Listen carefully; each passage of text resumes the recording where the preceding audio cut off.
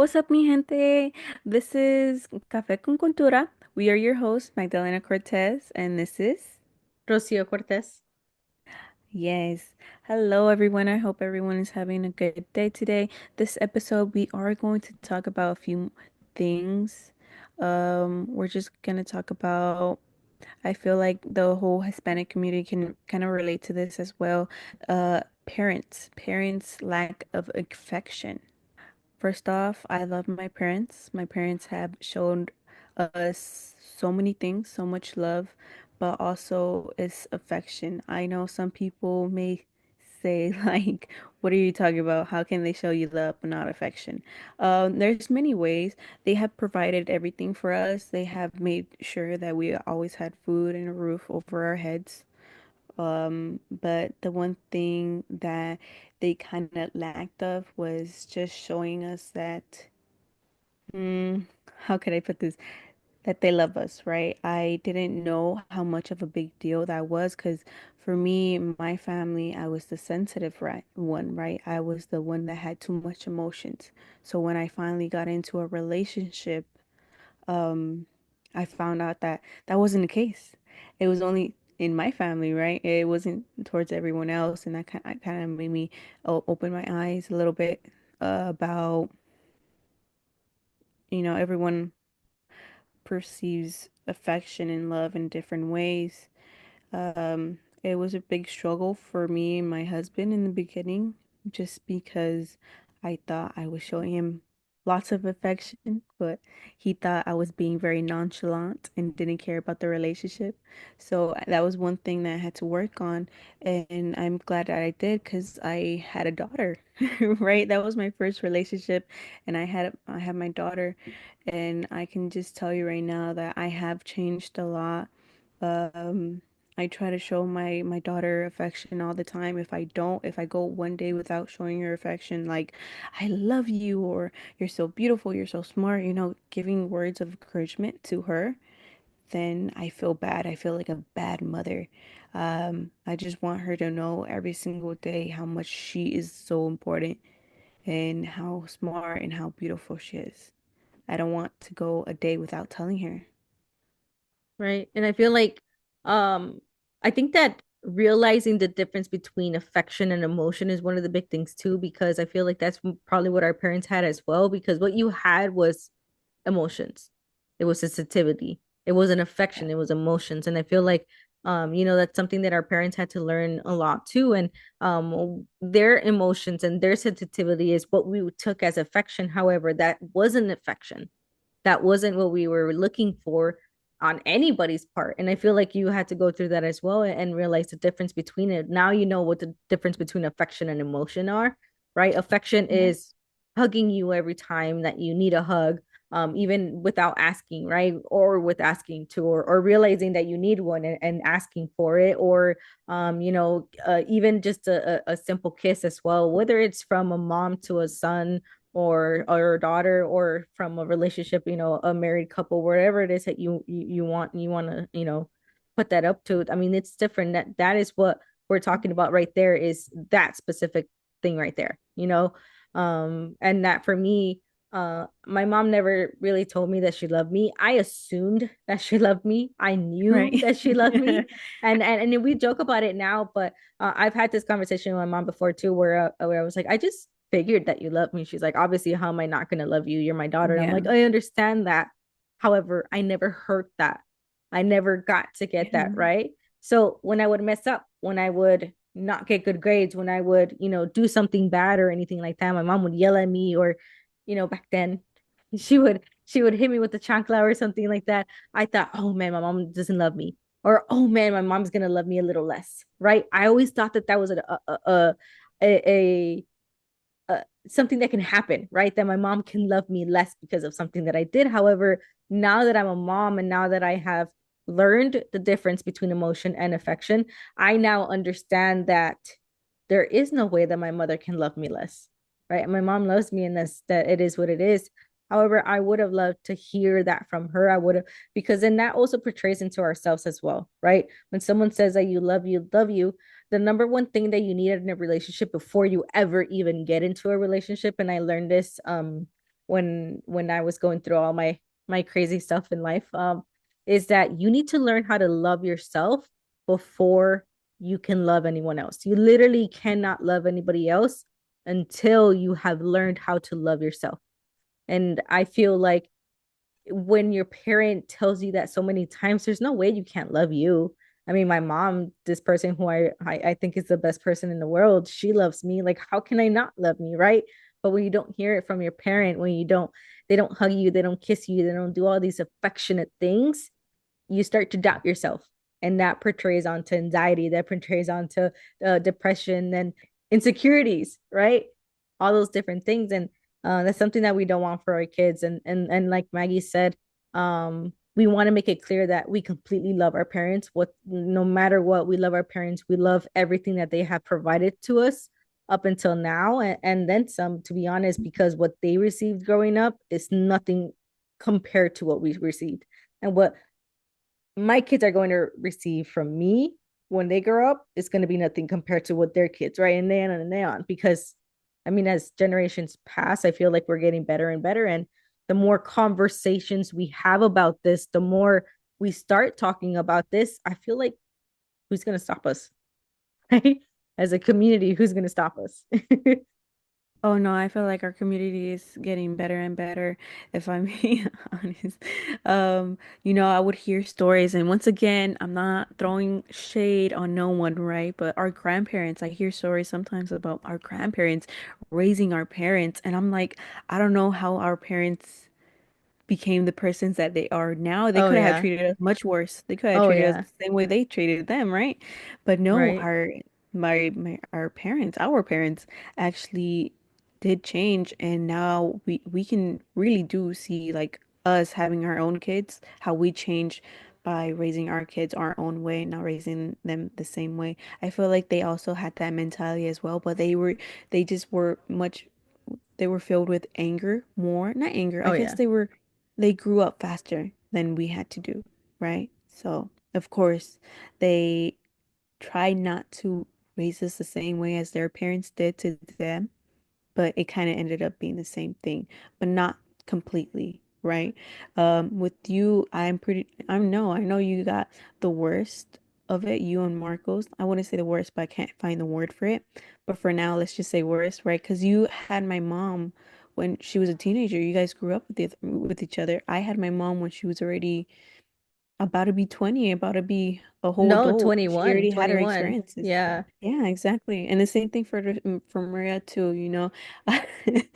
I guess we all have, it's just the age gap, you know? It's just the age gap No, between all of us. I mean, talk about that a little bit more because I think that's a really big point right there is that we are introduced into our parents' life in a different era, in a different, Yeah. specific time in their lives.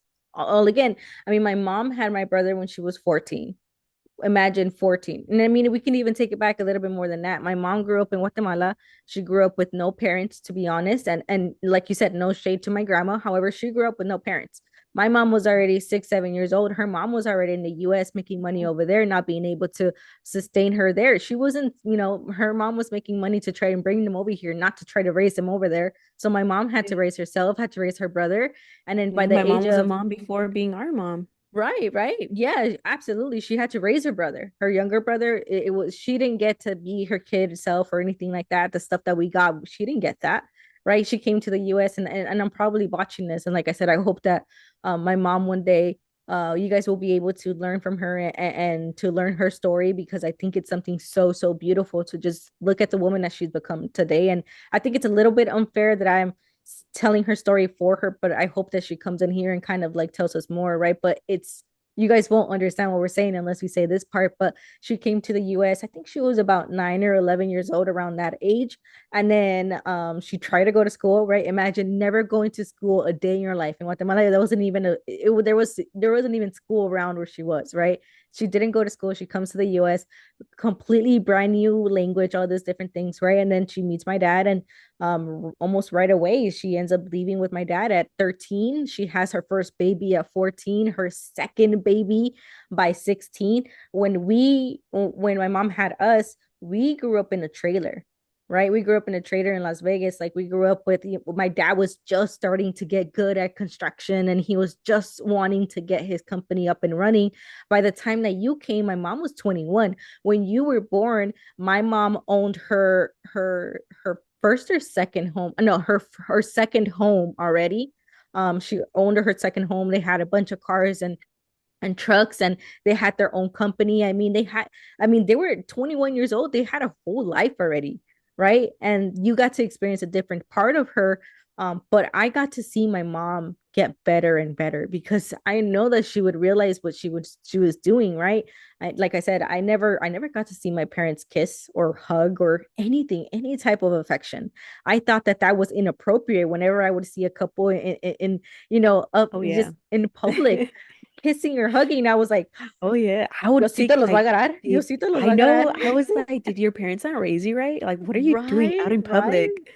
Like you're hugging her, you got your hand on her butt. Like what, What, you just guys so are people holding want to, hands? What is wrong with you? why are you No. holding hands? Like, have we not talked about germs and stuff, right? But yeah, I mean, that's what we grew up with, and little by little, I got to see my mom be a lot better with it, and especially with you and with our younger sister too, because our younger sister is 6 years younger than you, so that means that she's 12 years younger than me, right? Oh yeah. I got to see her do a lot better, and I never got to experience it as much. I honestly, when my mom started to tell me that she loved me, and started hugging me and like showing me affection, I already had my son. I had already moved away. 2000, I live 2,283 miles away from my mom's house. I have that memorized because it's in my heart. My mom lives in California and I live in Michigan, and I moved because that's where my career took me. And it wasn't until then that when I started going back, that's when my mom started hugging me. And it was so awkward for us at first. And I would see her and she was hugging you, and you were always on her and things like that. And I'm like, what is this? Like, what's going on? So Oh you got yeah. a different side of my mom's affection, I think. No, it's because it started off with my dad. It started off with my Oh, dad because you oh, know how he's always saying, "You guys don't love me. You guys don't want me. I should just leave. I should run away." Trying to that's act you like the guys. That was pobrecita. not for us. That was not for Oh, us. okay, okay, okay. That was for you But he guys. was trying to act like the pobrecito, right? So one day I was so tired of him. I was like, you know what? All right then. If I don't show you affection because you don't let me. But okay, I went to his yard that he had, right? Um, and he was with all his friends, and I said hi, and I gave him a hug, and I was waiting for him to give me a kiss and say hi back. He Oh didn't my do it. God. And I was like, I'm not letting go until you kiss me back. And it was in front of his whole friends. Oh So my God. you knew he was embarrassed and he was like, and that's it. I was like, okay, at least I got But it. And after he that, I would loved do it, do that. it. Oh yeah, yeah. My dad loved the attention. He had to He act like he actually loved didn't.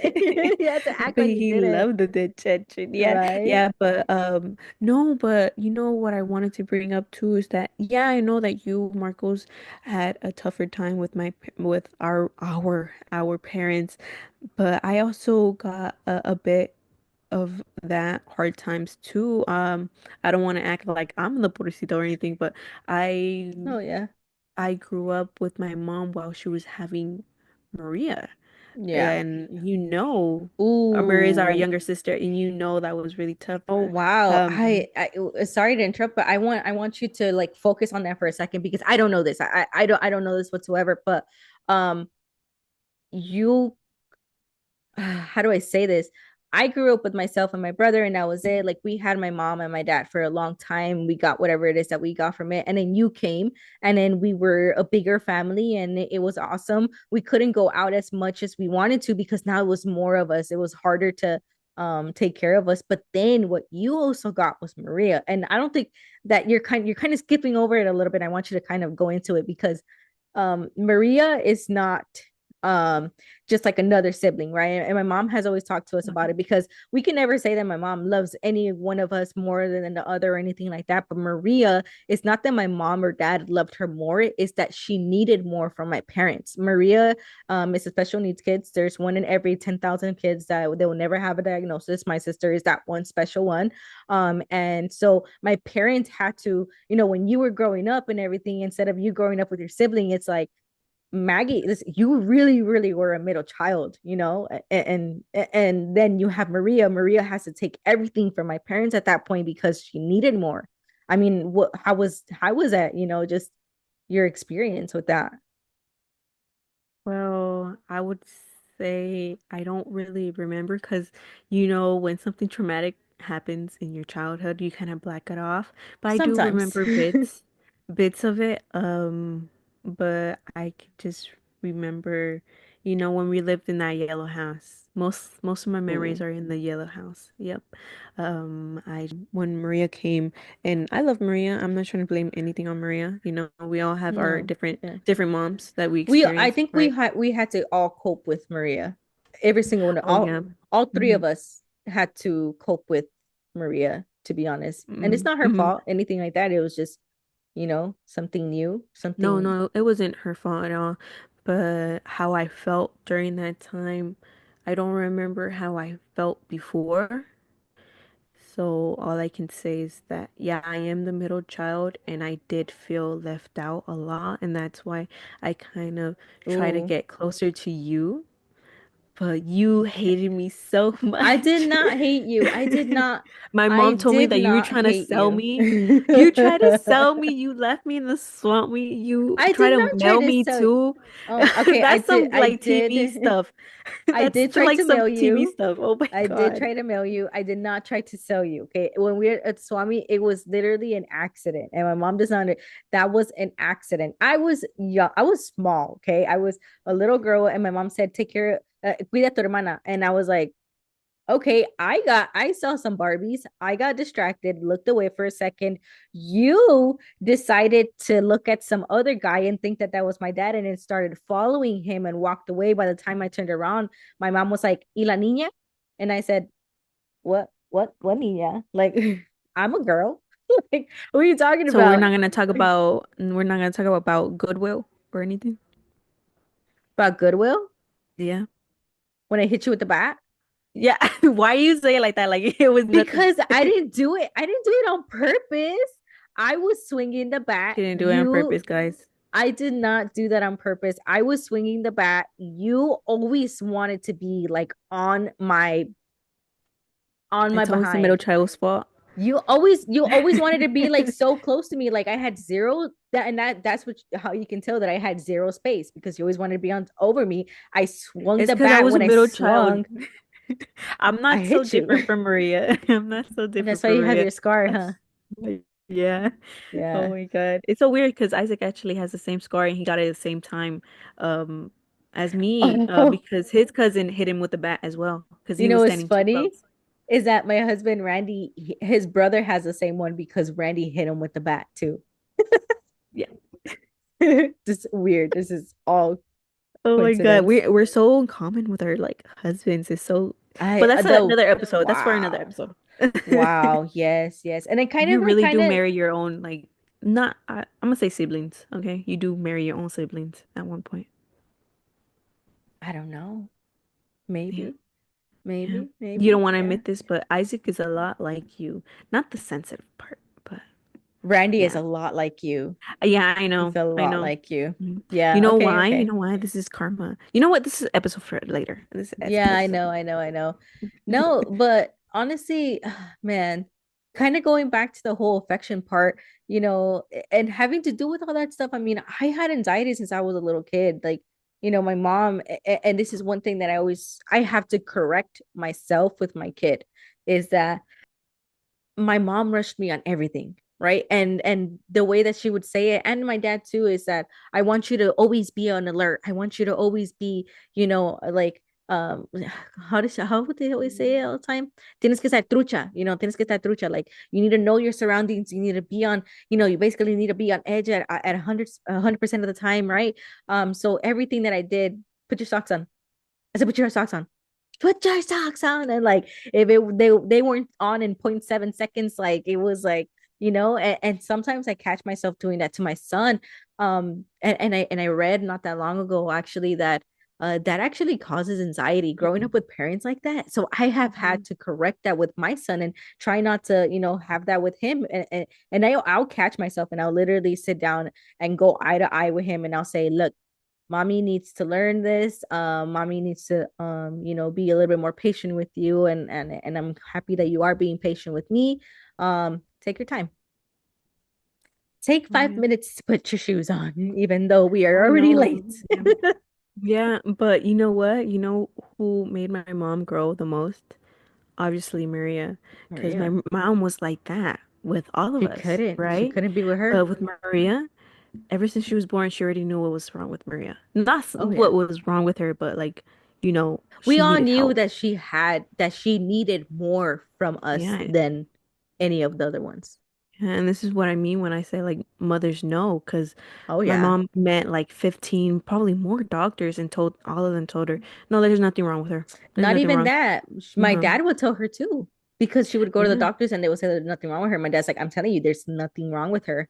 And I remember my mom coming back home and saying, like, no, that's not right. And I know that at Exactly. some point she kind of just gave up and stopped telling him and just kept looking for the answer Did it herself. herself. Yeah. And then Yeah. once they finally said, this is what's going on, then that is when it hit my dad. That's when my dad, and like you said, my mom had to learn all that stuff: patience, affection, Oh yeah. emotion, Hmm. sensitivity, everything that she wasn't able to give to us, she had to give it to Maria. She had to go Hmm. and take special training on how to raise a child like that. I mean, yeah. Yeah, she's still seeing those therapists Oh until this yeah. day too. And Yeah. I think everybody needs that. Not just because you have a special child. I think everybody, I don't know, I think everybody should have that. I think there should be a class in high school. Uh-huh. Yeah. Yeah, yeah. But yeah, yeah, my mom did grow a lot with Maria. Um, me, um well, I just can learn from my mom, I guess. That's all Hmm. I can say. Yeah. But you know what? I don't really say this because I only told Isaac because we just found this out just the other day because my mom found papers. Hmm. But by the time that Maria came and I was already in school, they actually did a test on me, and I'm actually also special needs. I have anxiety and I need attention, and I'm on the spectrum because they did a test on me. Hmm. I'm actually the school. I'm actually on the spectrum, but I'm not as bad as Maria. Oh Right. So I don't think wow. my mom ever like kind of worried on me because I was always independent. I always did my own thing. I always was calm. I wasn't, You kept a to bad yourself. child. Yeah, I Yeah. kept to myself. So Yeah. I don't think my mom was like, oh my gosh, I think they did this wrong, like they're just coming stuff out their butt or ¿Qué hora whatever, que van a you know? traer? Yeah, yeah, yeah, but yeah, we just found the papers out the other day because you know how my mom has like a freaking cabinet full with papers Oh my from God. freaking preschool, right? Yeah, it said that I was on the spectrum, and me and my mom just looked at each other. We were like, "What? Why didn't you tell me?" She was like, "Honestly, I didn't even know. I don't know. I don't know when they gave me this paper." Okay, Right. Right. okay. That's crazy. That's insane to me. And oh my God. I don't know. That's crazy to me. Yeah, yeah. Really. So I don't know if it was a part of me being a spectrum or because our parents just always rushed us with everything. How are you supposed to know that?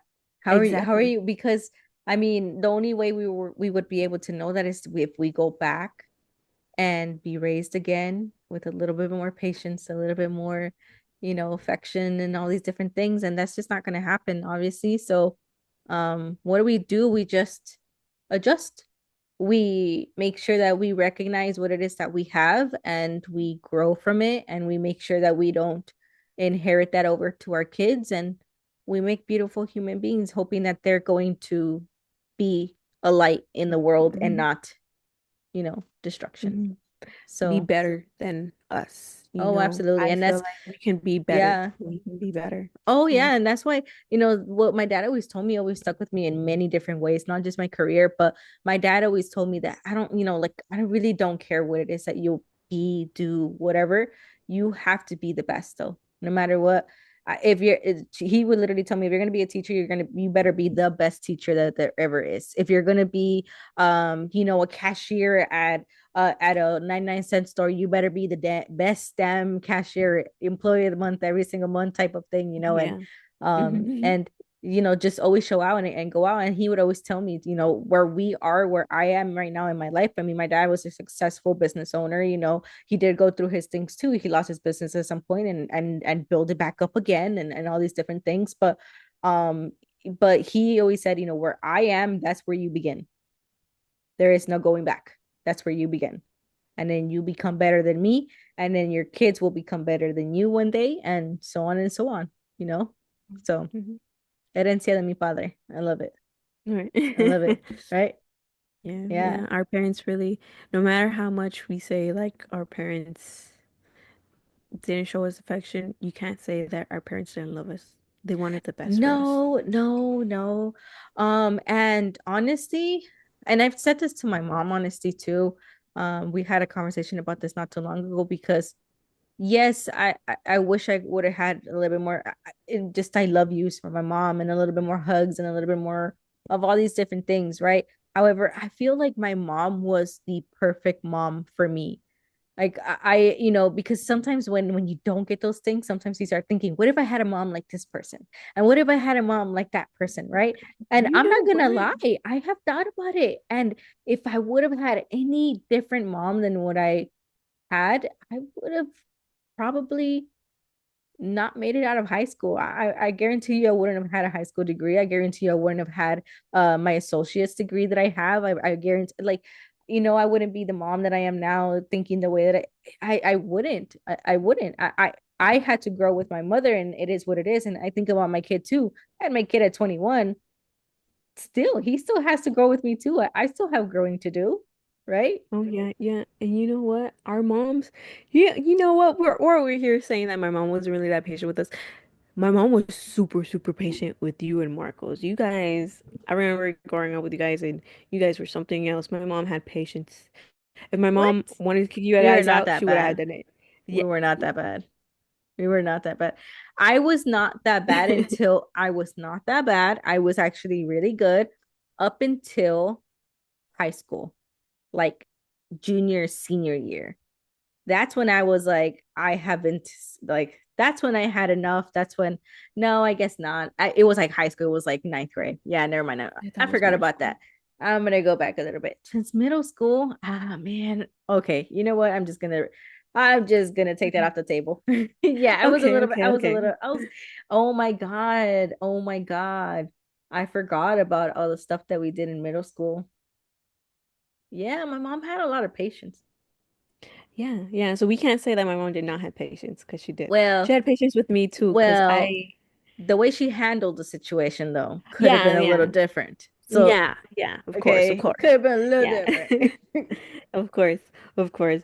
But no, with me, she was also patient, you know. Yeah, but my mom was really patient with us, especially with me too, because I'm over here crying, you know, about the littlest things, about, you know, they're still not paying attention to me, or my mom not paying attention to me, you know. Me always wanting like head scratches, because I thought that was love, you know. I thought my mom was showing me love by doing that. But my mom was also patient with me, but you can't lie that my mom didn't know what patient really was until Maria, I guess you can say. Maria really Yeah. did change the game for all of us. Yeah. Yeah, I feel like that was the first transition in all of our lives, I guess you want to say. Yeah. Was her. It was. And she did it for the best. And yeah. I mean, like I said, we had to see therapists and psychologists just so that they can explain to us how to live with a person like her, you know? Oh Um, yeah. and that was crazy to me. And I thought it was the craziest thing ever. I'm like, she's our sister. Like, and then they taught us a lot of things there, and how we should and should not act around her, and what we should and should not do around her, stuff like that, and how to make sure you look for signs. And I thought it was insane, but I mean, you apply that to everyday life, and now you know how to be a human being in this crazy world. So I thought it was something that we needed, you know.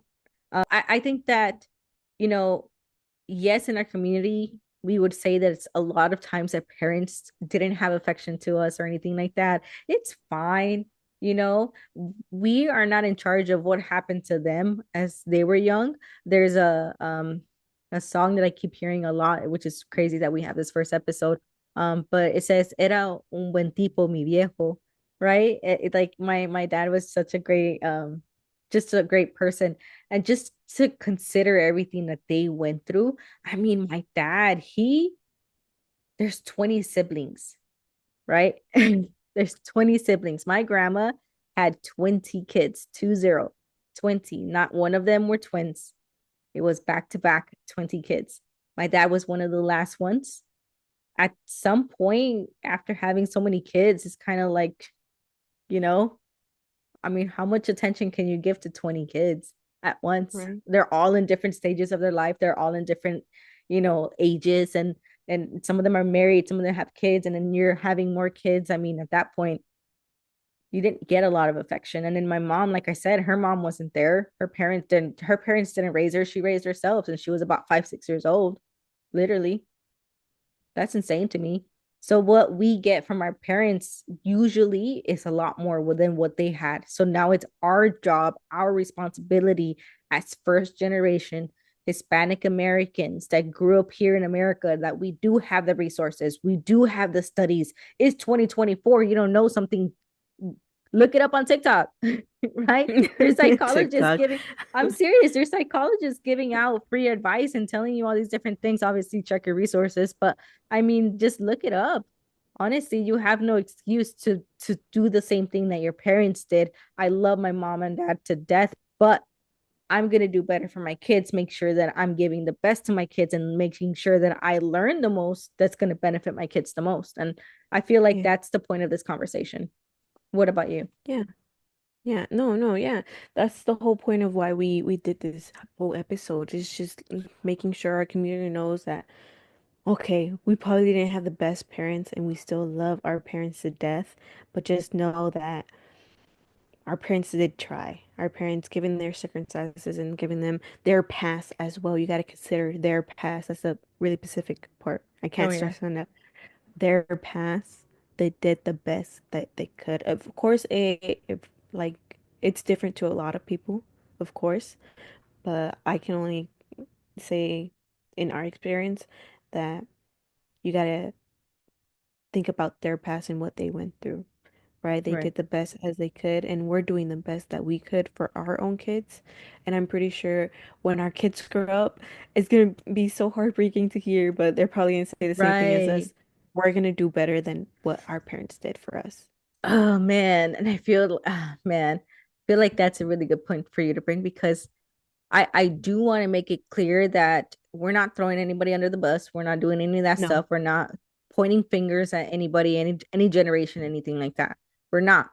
But we are going to take in our experience, our lessons learned, all of those different things, and we're going to apply it and be better. And that's all it is. Yes. We're Yeah. not faulting anyone. We're not doing anything like that. But we are taking the lessons that we learned and growing. That's all we're trying to Yes. do. I hope that's Yes. what you guys Yeah. take out of this. And I hope that we get to hear a little bit about your guys' experience as well. And let us know if you guys had that issue too of affection with your parents. And are you going through it now? Are you a lot better now? How does that affect you now in your adulthood, if you're an adult already, right? All those different things. Oh yeah. I would love to hear some stories from you guys as well, because like I said, everyone goes through different things, you know. So Right. I would love to hear other people's um how do you say it? Their life experience, how they were raised by their parents and all that. Yeah, of I would course. love to hear them. And if And you want us to read it out loud to the podcast as well, let us know. we'll do a whole episode about that. Yeah. But yeah, I mean, I hope that you guys enjoyed this first episode, and there's so many more to come, and we have a lot of different topics that we want to talk about. We just felt that this one was the beginning, right? This is the just a little bit of our background, things like that, and we hope to have a couple people join us on our podcast as well, just so you can hear more experiences as well. And thank you so much if you made it this far. Thank you. Have a great night. I hope you Thank you. enjoyed your cafecito, and we will have another one next week. Yep. Thank you so much for coming. Thank you so much for getting this far in our episode, our first episode. I can't stress that enough. But please come and join us for our next episode. Thank you so much, and well, have a good day, guys. Bye bye.